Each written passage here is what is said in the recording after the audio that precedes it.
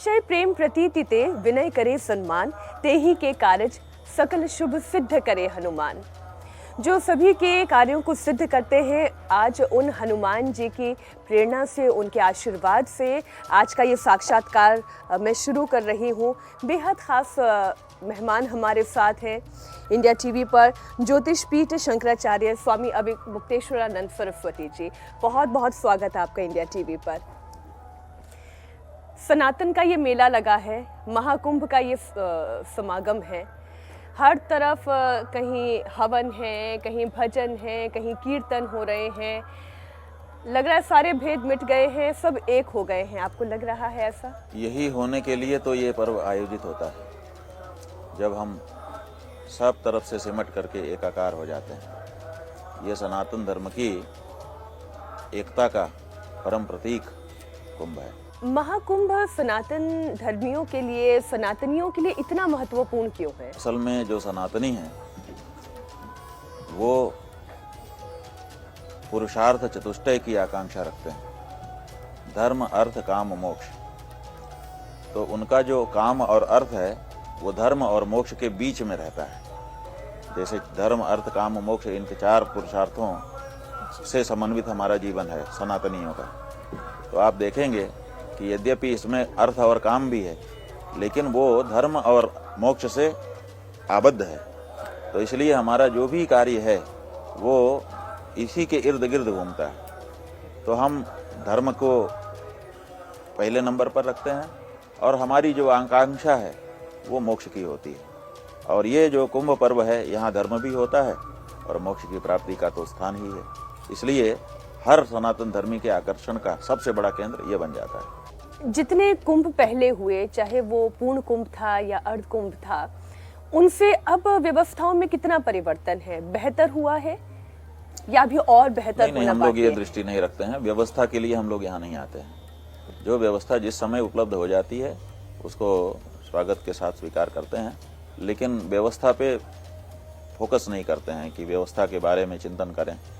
जिस समय जो मिला ठीक है। कईयों का ये मानना है कि इस वक्त जो सरकार है वो सनातन के ध्वजारोहण के लिए कुछ ज्यादा ही प्रेरित भी है, ज्यादा ही अग्रसर भी है। क्या आपको ऐसा लगता है? इस समय के जो मुख्यमंत्री जी हैं वो लगभग हर सप्ताह यहाँ स्वयं आ रहे हैं, स्वयं चीज़ों को देखते हैं, स्वयं बैठक लेते हैं। तो ये विशेष रुचि दिखाई देती है। और भी मुख्यमंत्री करते रहे, लेकिन इतनी रुचि लेकर के इतनी बार नहीं आते थे। तो इनका अधिक स्नेह प्रेम दिखता है, इनका अधिक उत्साह दिखता है, अधिक जुड़ाव दिखता है। ये तो है। सनातन का जितना डंका बजेगा, क्या चर्चा ऐसी है कि भारत का उतना विकास होगा? ये सत्य है या ये बातें ज्यादा हैं, अर्थ कम है?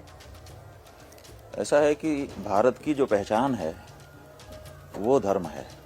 लोगों के मन में एक धारणा है कि हम भारत जाएंगे तो वहाँ ज्ञानी गुरु मिल जाएगा। तो स्वाभाविक है जब यहाँ आते हैं तो उसी तरह की चीज़ देखना चाहते हैं। अब समस्या ये हो गई है कि भारत के लोग पूरे विश्व में जो दूसरी चीज़ें हैं वही भारत में भी विकसित करना चाहते हैं कि हम यहाँ इनको बड़ी बड़ी चीज़ें दिखा देंगे। लोग जैसे काशी आए जी, भारत आए तो भारत में उनको काशी जाना है क्योंकि वो विश्व की सर्वप्राचीन नगरी रही है।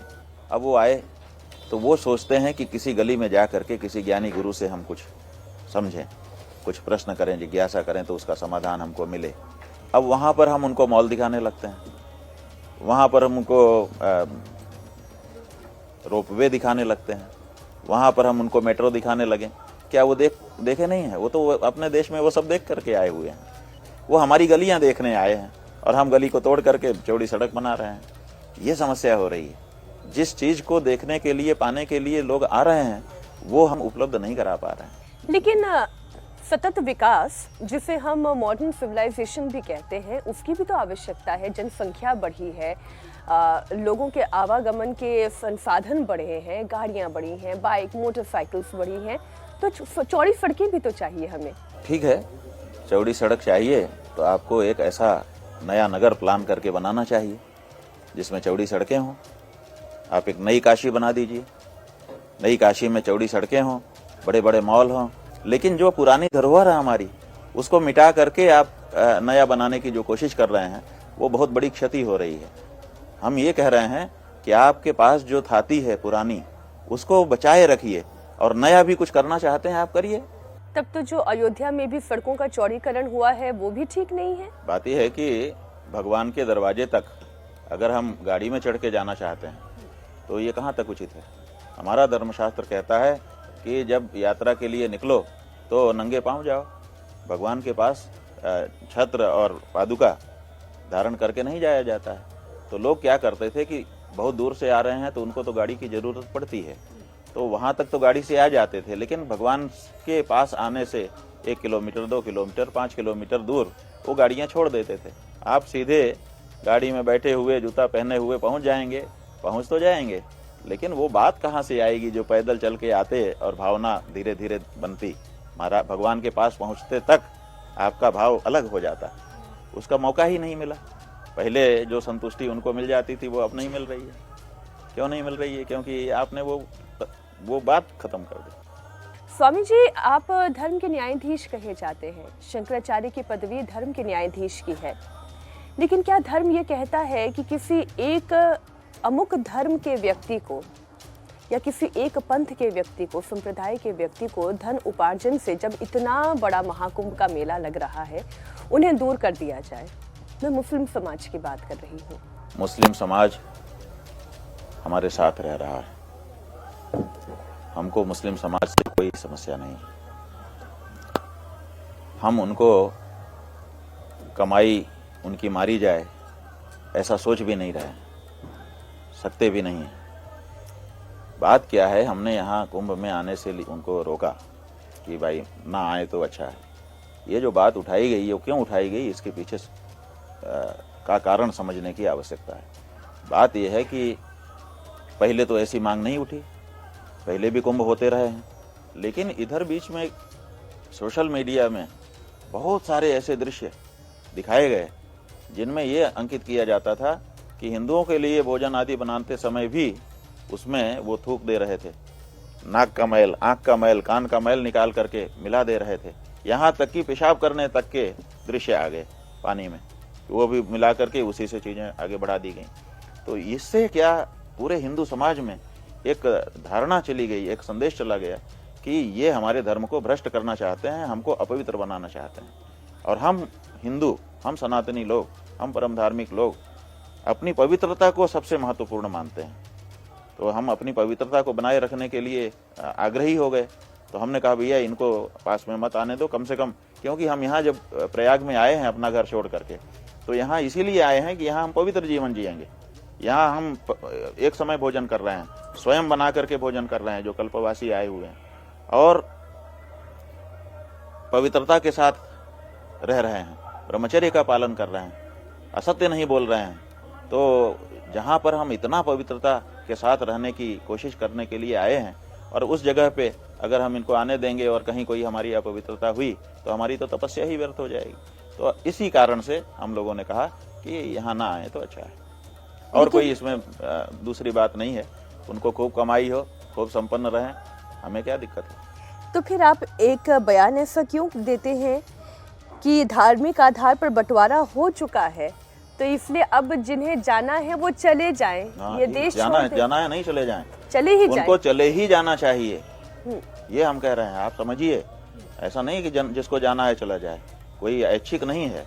देखिए हम 2 भाई हैं, सगे भाई हैं, एक ही माँ बाप के बेटे हैं, और फिर हम साथ में रह रहे थे, हमें कोई दिक्कत नहीं थी। लेकिन एक दिन पता नहीं क्या हुआ, जो भी हुआ, फिर एक भाई ने कह दिया कि नहीं हम तुम्हारे साथ नहीं रहेंगे, हमें तो हमारा बांट दो।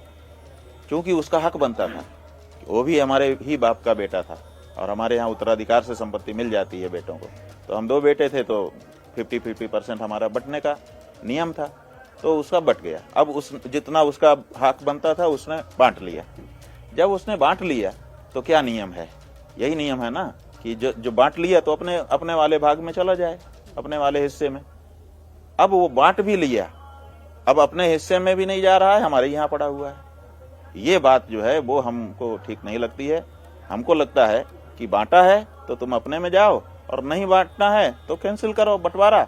तुम तो एक ही घर में थे ही, हम तो भाई हैं, या कोई क्या दिक्कत है।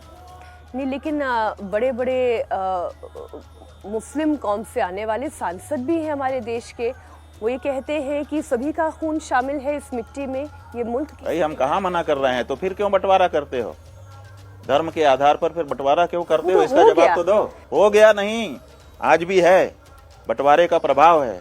हो गया मतलब बंटवारा कर लिया और उसके बाद भी यहीं पड़े रहे, कैसे हो गया? बंटवारे की शर्त क्या थी? बंटवारे की शर्त थी कि मुस्लिम पाकिस्तान बनेगा, हिंदू भारत बनेगा। तो मुस्लिम पाकिस्तान बन गया तो मुस्लिम को वहां चला जाना चाहिए, क्यों नहीं गए? भारत तो सभी धर्मों अब आप कहें कि बंटवारा हो गया, उसके बाद हम यहीं रहेंगे, अब तो हम यहाँ सांसद हो गए। लेकिन स्वामी जी, भारत तो सभी धर्मों के लिए था। भाई हम कहाँ कह रहे हैं कि नहीं था, लेकिन फिर मुसलमानों के लिए पाकिस्तान नाम से उसको टुकड़े क्यों कर दिया गया? भारत को जो सबके लिए था उसको केवल मुसलमानों के लिए इतने क्षेत्र को आरक्षित क्यों कर दिया गया? हमारा ये सवाल है। अगर यहाँ रह भी गए तो क्या हो गया? पाकिस्तान नाम से आज भारत का जो भूभाग है वो केवल मुस्लिमों के लिए क्यों आरक्षित कर दिया गया? अगर वो सबके लिए था तो केवल ये भारत जो अभी बचा हुआ भारत है, यही भारत सबके लिए नहीं है। वो भारत भी भारत है, वो भी सबके लिए था, लेकिन उसको मुसलमानों के लिए आरक्षित कर दिया गया। ये क्यों किया गया? इसका जवाब दीजिए। तो फिर क्या करना चाहिए? यही करना चाहिए कि या तो सब मुसलमानों को पाकिस्तान चले जाना चाहिए क्योंकि उन्होंने धर्म के आधार पर अपना बांट लिया है, या बंटवारे को कैंसिल करके अखंड भारत बना करके उसमें रहना चाहिए सबको मिलजुल कर। अखंड भारत, क्या ये संभव है? अब क्यों नहीं, कुछ भी संभव है। आप और हम तैयार हों, सब कुछ संभव है। विश्व के मानचित्र पर फिर से नक्शा बदल जाएगा? क्यों नहीं, वो तो बदलते रहे हैं। आप इतिहास उठा के देख लीजिए, नक्शे तो बदलने के लिए ही बनते हैं, जाने कितनी बार बदले हैं और अभी आगे भी बदल जाएंगे। पाकिस्तान कहाँ तैयार होगा? आप भी जानते हैं स्वामी जी कि अब वो वापस अखंड भारत का हिस्सा हो जाए, इसके लिए एक मुल्क कैसे तैयार होगा? क्यों नहीं तैयार होगा? कौन तैयार करेगा? बात तो चलने दीजिए। पाकिस्तान की हमने आपके चैनलों के माध्यम से, अखबारों के माध्यम से पढ़ा कि वहाँ की जो हमारी बहनें हैं वो कहती हैं कि भारत में हमारा ब्याह कर दो, अपने माँ बाप से कह रही हैं। वहाँ के जो लोग हैं वो कहते हैं हम भारत में जाकर के रहना चाहते हैं। वहाँ की जनता की जो आवाज है उसको समझा जाए, सुना जाए। तो सियासी लड़ाइयाँ खत्म हो सकती हैं? भाई सियासी लड़ाइयाँ बदलती रहती हैं, कानून भी बदलते रहते हैं। देखिए ये धारा 370 किसी समय भारत देश में बहुत जरूरी समझी गई। वो देश के चुने हुए सांसदों ने ही तो लाया था इसको। यही संसद थी जो 370 ला करके खुश हो रही थी कि हमने 370 ला दिया, और यही सांसद है जो 370 हटा के खुश हो रही है। ये सब होता रहता है। आप इसको ज्यादा महत्वपूर्ण मत समझिए कि नहीं हो सकता। ऐसा मत मान लीजिए कि अब तो हो ही नहीं सकता। क्या नहीं हो सकता? धारा 370 कश्मीर से हटना अच्छा था? धारा 370 हटना बिल्कुल अच्छा है, क्यों नहीं अच्छा है? हमने जो बात कही थी, जिसके संदर्भ में आप हमसे ये पूछ रही हैं, वो इसलिए कही थी कि धारा 370 हटाते समय जो गौ रक्षा का कानून था उसको भी हटा दिया गया, जबकि ये कितनी बड़ी बात थी। भारत देश में बहुसंख्यक हिंदू रहते हैं। बहुसंख्यक हिंदुओं की एक ही मांग है कि गौ हत्या बंद कर दी जाए। आजादी के पहले से है। भारत देश में आजादी के बाद से गौ रक्षा के कानून कमजोर प्रदेशों के द्वारा बनाए गए। कभी भी गौ रक्षा का कानून हो उसको हटाया नहीं गया। ये पहला अवसर है कि जब हम कहते हैं कि कश्मीर को हम भारत में मिलाएंगे और भारत की जो भावना है उसके विरुद्ध वहां से गौ रक्षा का जो कानून बना हुआ था उसको हम हटा देते हैं। लेकिन स्वामी जी, एक पक्ष ये है कि कुछ कम्युनिटी ये कहती है कि ये हमारे फूड कल्चर में शामिल है। My body, my life, my food, my freedom, ये संविधान ने हमें दिया है। ठीक है, बिल्कुल हमारे संविधान ने स्वतंत्रता हमको दी है, हमको वाचिक स्वतंत्रता भी दी है। हमारा मुंह है, इसलिए जीभ है, इसलिए हम बोल सकते हैं। लेकिन आपको गाली देंगे? आपको अभी गाली दें? छूट है? अभी शुरू करते हैं हमको आती है, बोलो। है इम्पॉसिबल। हाँ, इम्पॉसिबल ना। तो ये इसका मतलब है कि जो स्वतंत्रताएं हमको दी जाती हैं उनकी भी एक सीमा होती है। तो हम खा सकते हैं जो हमको पसंद है, लेकिन अगर उस खाने से किसी का दिल दुखता है तो उसको, हम उसी देश में रह रहे हैं, हमको रुकना होगा। हम कुछ खा रहे हैं और अगला जो है दुखी हो रहा है, उसको बहुत बड़ी पीड़ा इस बात की हो रही है, तो इसको तो हमको देखना होगा अगर हम एक देश के नागरिक हैं कि हमारे भाई नागरिक को हमारे खाने से कष्ट न हो। और हम हिंदू गौ माता को पूजते हैं और उसी को कोई काट के खाए तो हमको बहुत बड़ी पीड़ा होती है। तो हमारा ही नागरिक हमको इतनी बड़ी पीड़ा देगा केवल इसलिए कि उसको पसंद है? ये तो हमको समझना पड़ेगा कि हमको ऐसी चीजें नहीं खानी चाहिए जिससे दूसरे को पीड़ा हो। इतने सारे विषय में बहुत लंबी लिस्ट तैयार करके लाई। आपने धर्म की बात कही। एक कंफ्यूजन होता है कि सनातन धर्म है, हिंदू धर्म है, हिंदुत्व आइडियोलॉजी है और इसके संवर्धन के लिए एक संगठन है। पहले तो आप ये समझाएं, हिंदू सिंधु से निकला है या हिंदू ही था और फिर ये हिंदुत्व आइडियोलॉजी क्या? देखिए, हमारे यहाँ शब्द है धर्म। धारणा धर्म इत्याहु, उसकी व्याख्या की गई है। अलग अलग ऋषियों ने अलग अलग शब्दों में व्याख्या की है। उसमें उन्होंने कहा कि जो हमको धारण करे उसी का नाम धर्म है। जैसे धर्म के नियम हैं कि सवेरे उठ जाओ, रोज स्नान करो, समय पे खा लो, ये जो नियम है ये भी धर्म के नियम है। हमने समझने की दृष्टि से आपके सामने रखा कि अब अगर हम सवेरे नहीं उठेंगे, सोते ही रहें, तो धीरे धीरे बीमार हो जाएंगे। अगर हम रोज न नहाएं, अपने शरीर को स्वच्छ न बनाएं, तो धीरे धीरे बीमार होकर मर जाएंगे। अगर हम न समय पे खाएं तो भी बीमार होकर मर जाएंगे। इसका मतलब है कि हमारा जो अस्तित्व है वो इन नियमों पर टिका हुआ है। इसी तरह से और भी बारीक फिर नियम है, ये हमने मोटे मोटे बताए ताकि आपको समझ में आए। तो अब ये जो धर्म नियम है ये हमारे अस्तित्व की रक्षा करते हैं। तो अस्तित्व की रक्षा करने वाले जीवन के जो नियम है उन्हीं का नाम धर्म है। अब समस्या ये है कि बहुत से लोग दूसरे भी आ गए, वो भी कहने लगे हम भी धर्म है, हम भी धर्म है। तो हमको जरूरत पड़ गई कि हम अपने धर्म के साथ विशेषण लगाएं कि भाई हम धर्म है लेकिन वो वाले हैं। तो विशेषण की जरूरत पड़ गई। जब विशेषण की जरूरत पड़ गई तो हमने इसके साथ सनातन लगाया कि भाई हम कभी से शुरू नहीं हुए हैं, कभी हमारा अंत नहीं है, हम सदा वाले हैं। और कुछ लोगों ने हमको हिंदू कहा। तो जब हिंदू कहा तो हिंदू शब्द हम लोगों का नहीं है ऐसा माना जाता है, लेकिन कहा तो जब कहा तो हमने उसको भी स्वीकार कर लिया। तो फिर ये हिंदुत्व कहाँ से आ गया? अब हिंदुत्व जो है ये असल में शब्द की दृष्टि से, शब्द शास्त्र की दृष्टि से देखें तो जो त्व लग जाता है किसी शब्द में वो उसके धर्म को बताता है। तो हिंदू माने, हिंदुत्व माने हिंदू होने का जो धर्म है वो हिंदुत्व है। लेकिन ये रूढ़ हो गया। रूढ़ कैसे हो गया कि कुछ राजनीतिज्ञ आए और उन्होंने एक प्रयोगशाला शुरू की, राजनीति की अपनी प्रयोगशाला, और उसमें हिंदुत्व शब्द को उन्होंने स्वीकार कर लिया, विशेष करके सावरकर। और उन्होंने कहा हिंदुत्व, हमारी विचारधारा हिंदुत्व की विचारधारा है। अब वो हिंदुत्व की विचारधारा एक राजनीतिक शब्द हो गया और उसी अर्थ में रूढ़ हो गया।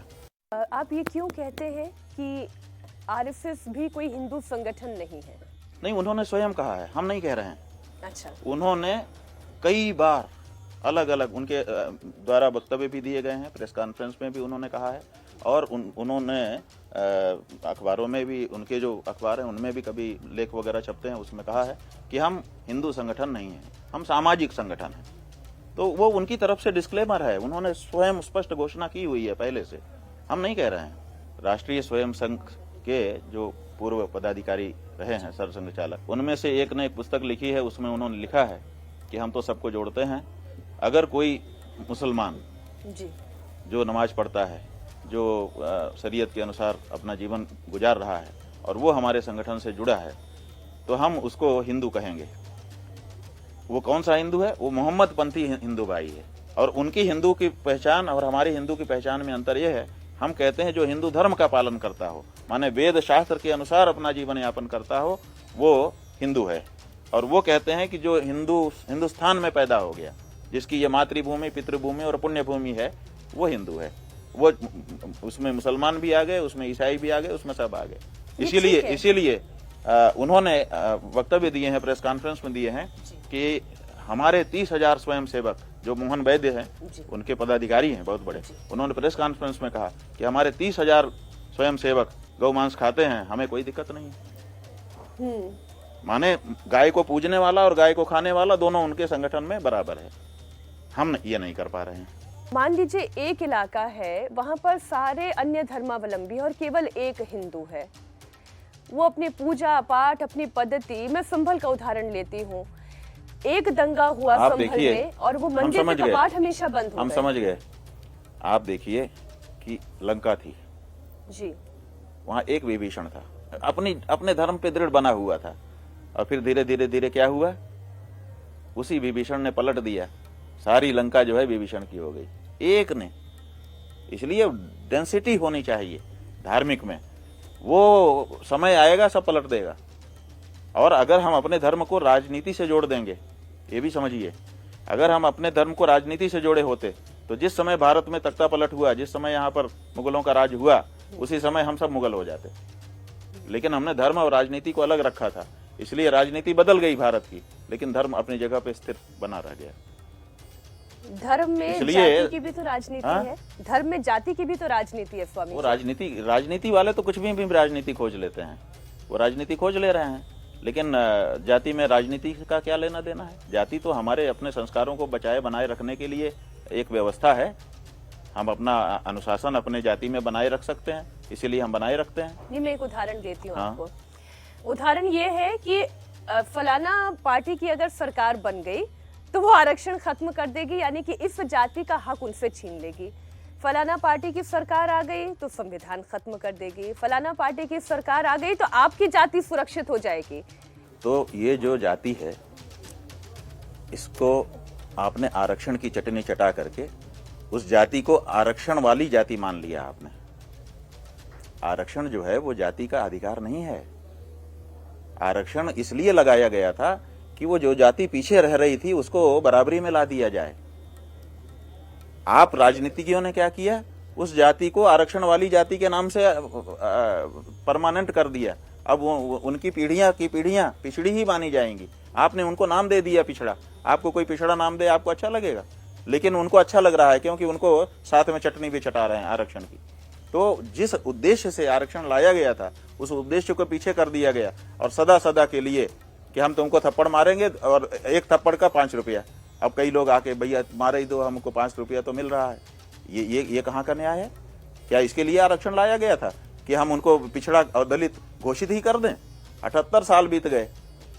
अंबेडकर साहब ने सोचा था 10 साल में ये काम हो जाएगा। 78 साल बीत गए। इन राजनीतिज्ञों ने पंगु बना दिया उस समाज को।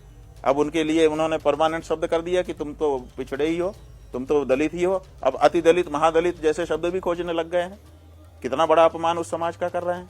हमारा ये कहना है कि उनको और ज्यादा आरक्षण देने की जरूरत है, और ज्यादा बढ़ाओ ताकि वो मुख्य धारा में आ जाए। मुख्य धारा में लाना उद्देश्य है, आरक्षण को बनाए रखना उद्देश्य नहीं है, ये जान लीजिए। वो ये कहते हैं कि अगर दलित समाज को शंकराचार्य तक की पदवी तक पहुंचने का अधिकार नहीं है तो हमें ऐसी पुस्तकें, ऐसे धर्म, ऐसे चर्चाओं को सुनने का इसका अर्थ क्या है?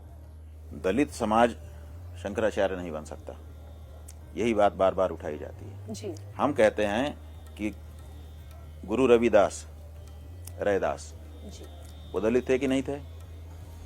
आपकी परिभाषा में हम तो दलित शब्द से ही चिढ़ रखते हैं, हम किसी को दलित नहीं कहना चाहते, लेकिन मजबूरी है क्योंकि वही पहचान बना दी गई। तो वो दलित थे कि नहीं थे? दलित थे। आज उनके मंदिर बने हैं कि नहीं?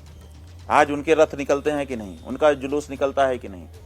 आप बताइए, दोनों की तुलना करवाइए विद्वानों को लगा करके कि रविदास जी का ज्यादा सम्मान हो रहा है कि शंकराचार्य का ज्यादा सम्मान हो रहा है? वो गुरु बने कि नहीं? तो दलित समाज में पैदा हुआ व्यक्ति गुरु बना, और वो बड़ा गुरु बना, आज भी गुरु के रूप में प्रतिष्ठित है। काशी में गंगा जी के घाट पर जितना बड़ा रविदास जी का मंदिर है, पूरी काशी में ढूंढ लीजिए शंकराचार्य का मंदिर है। तो ऐसी परिस्थिति में हमने कब रोका? अब कोई ब्राह्मण कहे कि नहीं मैं तो रविदास बनूंगा, कोई दलित कहे, जो तथाकथित जिसको दलित नाम दे दिया गया है, कि मैं तो शंकराचार्य की गद्दी पे बैठूंगा। ये कौन सा झगड़ा है? गुरु बनने की बात है। शंकराचार्य भी गुरु बने, तुम भी गुरु बने। तो जो व्यक्ति जहां है वहीं से वो ऊंचा बन सकता है, उससे उसका वंश भी सजातो ये न जाते न याति वंश समुन्नतिम, वही उत्पन्न माना जाता है हमारे समाज में जिससे उसके वंश की उन्नति हो। आप शंकराचार्य बनोगे तो आपके वंश की क्या उन्नति है? आप जो है रविदास बनो, आपके वंश की उन्नति है कि नहीं है? हमको हमारे ही भाई के खिलाफ खड़ा करने की जो साजिश राजनीतिज्ञों के द्वारा की गई है, हम उसकी निंदा करना चाहते हैं। ये ठीक नहीं है। एक रैपिड फायर सिस्टम होता है, अगर आप जानते हो तो। अरे भैया, जितने फायर हो ढेर कर दो, हमको तो आप गिरा दो। ये सब फायर वगैरह इसलिए होता है कि ढेर करना रहता है। नहीं, अपने को ढेर करना नहीं है। नहीं, अपने को बात समझना है। हम जहाँ तक समझते हैं ये साक्षात्कार आपका जो हो रहा है वो केवल समझने के लिए हो रहा है, ताकि जो दर्शक हैं वो बातों के मर्म को समझने की तरफ चलें जी। तो इसलिए इसमें रैपिड फायर की कोई बात नहीं है, ढेर करने की कोई बात नहीं। स्वामी जी, क्या ज्ञानवापी की लड़ाई ठीक है? बिल्कुल ठीक है। कोई भी लड़ाई जो है जो अपने अधिकार की प्राप्ति के लिए होती है वो उसकी कैसे आलोचना की जा सकती है। हम अपने अधिकार की प्राप्ति, देखिए कहा जा रहा है, एक मोहन भागवत जी हैं, उन्होंने वक्तव्य दे दिया कि मस्जिद में शिवलिंग मत खोजो। हमें बताएं मोहन भागवत जी कि हमने किस मस्जिद में शिवलिंग खोजा? हमने किसी मस्जिद में शिवलिंग नहीं खोजा। जो हमारे मंदिर थे जिनको मस्जिद के रूप में घोषित कर दिया गया है वो हमारे मंदिर हैं। हम अपने मंदिर में अपना शिवलिंग खोज रहे हैं। किसी मस्जिद में जिसके बारे में ऐसी कोई पुरानी आख्यायिका नहीं है, अगर हमारा कोई हिंदू गया हो बताएं, एक नहीं मिलेगा आपको। हमने मस्जिद में कभी नहीं खोजा, क्योंकि हम पहले से जानते हैं कि मस्जिद में शिवलिंग नहीं होता है। हाँ, हालांकि मक्का में है, उसके बारे में बात है, लेकिन मस्जिद में नहीं होता। यानी संभल पर भी लड़ाई ठीक है? नहीं, जहां जहां के बारे में कोई इतिहास है, जहां जहां के बारे में कोई उल्लेख है, जहां जहां इस तरह के प्रमाण दिखाई दे रहे हैं, वहां वहां के बारे में जो बात है वो बिल्कुल ठीक है, उसके बारे में स्पष्टता करनी चाहिए। देखिए इसमें क्या है कि हिंदुओं को जब ये कहानियां सुनाई जाती हैं तो हमको पीड़ा होती है कि हमारे साथ अत्याचार हुआ, हमारे मंदिर तोड़ दिए, हमारे भगवान की मूर्ति तोड़ दी। अच्छा नहीं लगता है, पीड़ा होती है। देखिए आस्था जब होती है ना तो चोट यहाँ लगती है। वो मुसलमान का जो लड़का है उसको भी पीड़ा होती है। वो सोचता है मेरे पूर्वज इतने अत्याचारी थे कि मुसलमान जहाँ, वो हिंदू जहाँ पूजा करते थे, हिंदू भाई, उनके पूजा स्थल को तोड़ करके इनको क्या मिला, हमारे पूर्वजों को। इसलिए निराकरण हो जाए तो वो बच्चा भी खुश कि भाई ये बात सच्ची है और हम भी खुश। लेकिन ये निराकरण राजनीतिज्ञ होने नहीं दे रहे हैं। वो चाहते हैं कि ये लड़ाई चलती रहे और ध्रुवीकरण होता रहे, गोलबंदी होती रहे, ताकि हमको यहाँ भी वोट फायदा मिलते वहाँ भी रहे। फायदा। हाँ, ये बात। भारत को किससे खतरा है? भारत को किसी बाहरी से कभी खतरा नहीं रहा। भारत को जो लोग भारत में रहते हैं लेकिन भारत की भारतीयता को नहीं जानते हैं, उन्हीं से खतरा है। शंकराचार्य और बाकी सन्यासी साधुओं में क्या अंतर है? शंकराचार्य जो है वो सन्यासी होते हुए भी आचार्य है। उस जो सन्यासी होते हैं वो आत्मविचार, केवल आत्म कल्याण के बारे में सोचते हैं कि मेरा कल्याण हो जाए, मैं दुनिया से क्या लेना देना मुझे। और जो शंकराचार्य है वो आत्म कल्याण के साथ साथ परोद्धारकता, दूसरों को भी प्रेरित करता है कि आप भी आत्मोद्धार की ओर चलिए।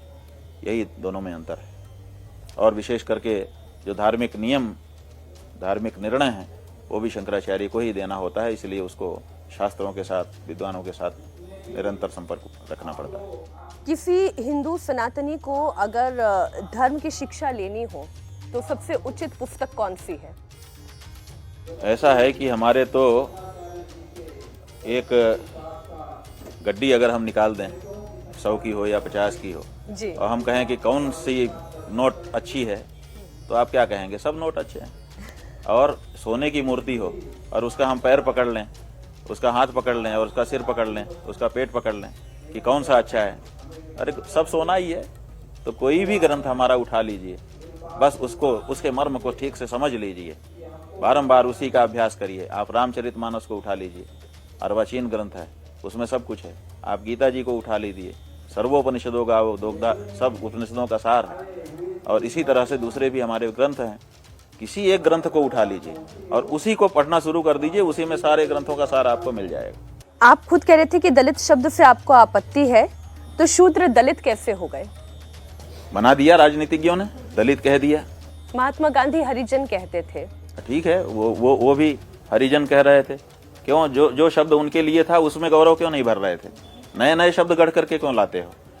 हम जो हैं उसी में ऐसा कुछ करें कि उसी में गौरव आ जाए। तो आप उस शब्द की अच्छी व्याख्या करिए। आप नए नए शब्द लाते हो, अच्छा फिर हरिजन ला दिया और गांधी जी को इतना सम्मान दिया कि नोट में छाप दिया, और गांधी जी ने हरिजन शब्द दिया, उसको बैन कर दिया कि अब हरिजन नहीं कहा जा सकता है। ये गजब की बात है। एक व्यक्ति के कितने जन्म होते हैं? अनंत। ये जो जीव है ये जब तक ज्ञान को प्राप्त नहीं होता है तब तक ये एक शरीर से दूसरे शरीर, दूसरे शरीर से तीसरे शरीर में आता जाता रहता है। क्योंकि ये जब जिस शरीर में रहता है उसमें कर्म करता है और कर्म का फल निश्चित रूप से भोगने का सिद्धांत है, इसलिए उस फल को भोगने के लिए दूसरा शरीर प्राप्त करता है। दूसरे शरीर में जाकर के पुराने किए कर्मों का फल भोगते हुए कुछ नए कर्म कर लेता है, तो फिर उनके भी फल हो जाते हैं, तो उनको भोगने के लिए आना पड़ता है। तो इसलिए निरंतर इसको एक शरीर से दूसरे शरीर में भ्रमण करते रहना पड़ता है। क्या बिना गुरु के ईश्वर स्मरण करने पर भी भगवान मिलते हैं? ऐसा है कि बिना गुरु के ईश्वर का स्मरण करेंगे तो भगवान मिल भी जाएंगे तो आपको पता नहीं होगा कि यही भगवान है। कोई तो ऐसा होना चाहिए जो परिचय कराए कि ये भगवान है। तो इसलिए गुरु की जरूरत है। गुरु के बिना सबको भगवान मिले हुए हैं, किसको भगवान नहीं मिले हैं, लेकिन जान नहीं पा रहा है कोई। भगवान जो है वो ऐसे नहीं है कि दुर्लभ वस्तु है खोजने से मिलते हैं। वो तो सब प्रभु व्यापक सर्वत्र समाना, प्रेम ते प्रकट हुई मैं जाना, सर्वत्र समान रूप से प्रकट हैं। हर व्यक्ति को ईश्वर उपलब्ध है, लेकिन जानता नहीं। बन जारा के बैलवा घूमत देश विदेश, और खांड लगी भूसा खात है बिन गुरु के उपदेश। जैसे बंजारा का बैल पीठ पे मिश्री के बोरे को ढोता है और जब भूख लगती है तो भूसा खाता है। वो नहीं जानता कि ऐसे टेढ़ा हो जाऊं तो ये बोरा गिरेगा और मीठा मीठा खा सकता हूं।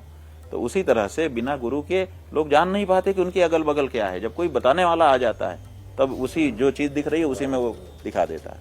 तो इसलिए गुरु के बिना कैसे ज्ञान हो जाएगा। वेद पुराण उपनिषद कहीं भी क्या हिंदू शब्द का कोई उल्लेख है?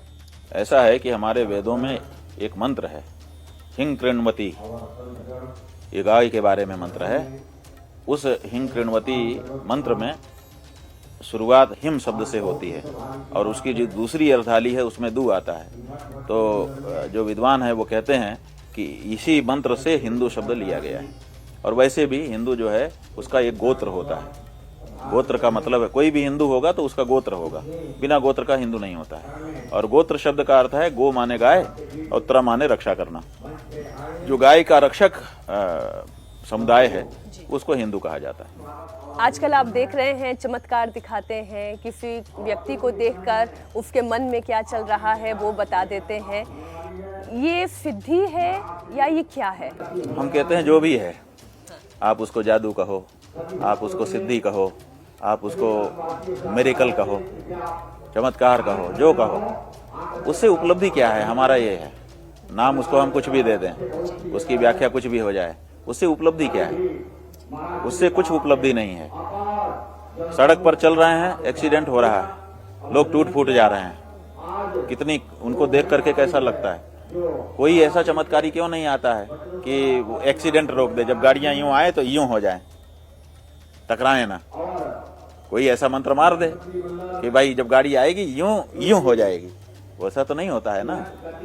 इतने अस्पताल हैं, लोग बेचारे पीड़ा से कराह रहे हैं, कोई चमत्कारी क्यों इनकी कराह को नहीं सुन पाता है? आए तो इसी तरह से अपने देश में भुखमरी मची हुई है, अशिक्षा मची हुई है। लोग एक समुदाय के विरुद्ध खड़े होकर के ताल ठोंक रहे हैं, गालियां दे रहे हैं, मारने की बात कर रहे हैं, पीटने की बात कर रहे हैं। ये इन सब चीजों में कुछ चमत्कार दिखाए, कोई करके दिखाए। ये सब करते नहीं है, केवल मजमा लगा करके थोड़ी देर का मनोरंजन, और उसमें भी चमत्कार तो कम ही है, मनोरंजन ज्यादा। आजकल तो कुछ ऐसे लोग हो गए हैं, वो उनको आप चमत्कारी मत कहिए, वो धार्मिक क्षेत्र के कॉमेडियन भी हो गए हैं। वो ऐसी ऐसी बातें कह रहे हैं जिससे लोग हा हा हा कर रहे हैं, और बस 1.5 घंटा 2 घंटा बीत जाता रहा है, और चैनल वाले भी उठा लेते हैं क्योंकि उनको अलग से लाफ्टर शो लाना नहीं पड़ता है, उसी से काम बन जा रहा है, उनको टीआरपी बढ़ जा रही है। तो ये सब ऐसे मिक्स होकर के चल रहा है। चमत्कार हमारा जीवन स्वयं में चमत्कार है। जो ये नदी बह रही है, ये जो पहाड़ जल रहा है, ये धरती जो टिकी हुई है, सब चमत्कार ही तो है। तो ऐसे तो ये जीवन ही, ये संसार ही चमत्कार का परिणाम है। लेकिन चमत्कार को जिस अर्थ में दिखाने की बात करी जा रही है कि सर्वशक्तिमान है, जो चाहे कर सकते हैं, तो उनको ये सब काम करके दिखाना चाहिए। ऐसा अभी तक हमको तो कोई नहीं मिला है। बाकी तो भाई अंतिम प्रश्न, कल्पवास के लिए जो आ रहे हैं, कल्पवास का नियम क्या है? किन नियमों के साथ त्रिवेणी में स्नान करना चाहिए, कल्पवास करना चाहिए? धर्म में ये नियम है कि जब कोई काम हमको करना होता है तो सबसे पहले हम उस काम की पूरी योजना मन में बनाते हैं। ऐसा नहीं कि शुरू कर दिया फिर जैसा होगा देखा जाएगा, ऐसा नहीं है। पहले ही हिंदू कोई भी काम करता है तो सबसे पहले उसको पूरी योजना कि मैं क्या करूंगा, कब तक करूंगा, कैसे करूंगा, क्या क्या इसमें होगा और इसका क्या परिणाम चाहिए मुझे, वो तय कर देता है। और उसको कहते हैं संकल्प। संकल्प में इस देश में, इस काल में, इन के सहायता से ये कार्य मैं करूंगा और इसका ये परिणाम मुझे चाहिए, ऐसा बोला जाता है। तो हम पहले तो सबसे पहले कल्पवास के लिए आएंगे, संकल्प करेंगे कि प्रयाग के गंगा की रेत में हम मास पर्यंत कल्पवास करेंगे, जिससे हमको इन फलों की जो कामना हो वो बोला जाएगा कि हमको फल की प्राप्ति हो। तो पहले तो संकल्प से होना चाहिए और वो तय हो जाएगा कि अगली पूर्णिमा तक, माने काल का भी निर्धारण हो जाएगा। ये नहीं कि जब तक रह सके रहेंगे, जब मन गया चले जाएंगे, ऐसा वाला कल्पवास नहीं होता है। माने संकल्पबद्ध हो जाना पड़ेगा, फिर कुछ हो जाए आपको यही करना पड़ेगा। तो पहले तो ये निश्चय, जिसको संकल्प के नाम से जानते हैं, और उसके बाद फिर नियमों का पालन। नियमों का पालन मूल रूप से वही है जैसे एक सन्यासी का जो जीवन होता है। तो सन्यासी के जीवन में एक समय का भोजन है जिससे जीवन बना रहे, मृत्यु ना हो जाए, लेकिन इतनी ऊर्जा भी न रहे कि अनावश्यक काम करने की इच्छा हो हमको, उतना ही कि जितने में हमारा जीवन चले और हम बैठ करके जब तब कर सकें। तो एक समय का सात्विक भोजन और प्रातः काल उठ करके गंगा स्नान, हो सके तो 3 बार, हो सके तो ना हो सके तो 2 बार, नहीं तो कम से कम 1 बार रोज स्नान करें। और ब्रह्मचर्य का पालन करने का इस अंतराल में नियम लेना होगा। असत्य बोलने से बचना होगा, किसी को पीड़ा देने से बचना होगा। और जो दिनचर्या है उसमें जप तप शामिल करना होगा कि इतना जप करूंगा, इतना तप करूंगा, इतना प्राणायाम करूंगा और इतने समय तक सत्संग करूंगा। इस तरह से सात्विक जीवन जीते हुए, एक सन्यासी का जो जीवन होता है उसको जीते हुए उस पूरी अवधि को बिता दिया जाए और उसके बाद उद्यापन करके अपने व्रत को पूरा किया जाए, ये कल्पवास है। इसका परिणाम यह है कि हमारे यहाँ 2 तरह का जीवन है, एक सन्यासी का जीवन है, एक गृहस्थ का जीवन है। तो सन्यासी सोचता है गृहस्थ का जीवन कैसा होगा, मैं ज्यादा सुख में हूं कि वो ज्यादा सुख में है ना। और गृहस्थ सोचता है कि मैं ज्यादा सुख में हूं कि ये लोग ज्यादा सुख में हैं। ये द्वंद्व चलता है। तो सन्यासी तो इसलिए गृहस्थ में नहीं जाता क्योंकि वहीं से आया हुआ होता है, इसलिए उसको पता है कि यहाँ जाना है मुझे। लेकिन गृहस्थ अभी सन्यास में गया नहीं है, इसलिए उसके मन में ये क्यूरियोसिटी होती है कि मैं सुखी हूँ, मेरे पास घर है, मेरे पास पत्नी बच्चे हैं, मेरे पास गाड़ी घोड़ा है, मेरे पास बैंक बैलेंस है, आर्थिक निर्भरता नहीं है। तो ये सब होने पर मैं सुखी हूँ कि इनके पास कुछ नहीं है, ये सुखी हैं। फिर वो देखता है चेहरा, देखता है तो इनका चेहरा सन्यासियों का सुखी दिखाई देता है। क्या अरे इनके पास कुछ नहीं है, हाँ, उसके बाद भी ये सुखी हैं। आखिर इनके पास है क्या, कोई ऐसी जड़ी बूटी है? तो वो सोचता है कि मैं भी जरा अनुभव कर लूं। तो वो पूरे समय तो सन्यास लेके आ नहीं सकता, घर वाले आने भी नहीं देंगे। तो वो कहता है कि मैं 1 महीना कल्पवास कर लूं। तो घर वाले देखते हैं अच्छा बड़ा मन, अच्छा ठीक है, अनुमति दे देते। 1 महीने के लिए घर से बाहर रहने का और सन्यासी जीवन जीने का अनुमति मिल जाती है सहज में। तो लोग आ जाते हैं। 1 महीना सन्यासियों के साथ और सन्यासियों के जैसा जीवन जी करके वो देखते हैं कि इनका कौन सा आनंद है। और सच बात यह है कि जिसने 1 महीना कल्पवास यहाँ आकर के कर लिया वो अगले साल फिर आना चाहता है, अगले साल फिर आना चाहता है। लोग 12 साल तो कम से कम फिर आते ही हैं एक बार जो जिसने कल्पवास कर लिया। इसका मतलब है कि घर में वो आनंद उनको नहीं मिलता है जो यहाँ पर तपस्या करते हुए 1 महीने में मिल जाता है। तो ये आध्यात्मिक आनंद है, वो भौतिक आनंद है, ये आध्यात्मिक आनंद है। तो दोनों आनंद है और दोनों ही हमको धर्मशास्त्र की दृष्टि से प्राप्त हैं। गृहस्थ आश्रम भी हमको धर्मशास्त्र देता है, संन्यास आश्रम भी हमको शास्त्र देता है। तो गृहस्थ लोगों को आध्यात्मिक आनंद लेने का ये एक अवसर होता है जिसका लाभ लोग उठाते हैं। देखिए, हम तो यहाँ पर अपने चैनल की तरफ से काम करने आए हैं, कल्पवास तो नहीं कर रहे हैं, लेकिन आप जैसे संतों से चर्चा होती है, ज्ञान की प्राप्ति होती है, अपना अपना एक अनुभव होता है। तो मेरे लिए तो इस महाकुंभ का यही सबसे बड़ा सार है और यही यहाँ से लेकर मैं जाऊँगी। वही आनंद मुझे आपसे चर्चा करके भी मिला। बहुत बहुत धन्यवाद है स्वामी जी आपका।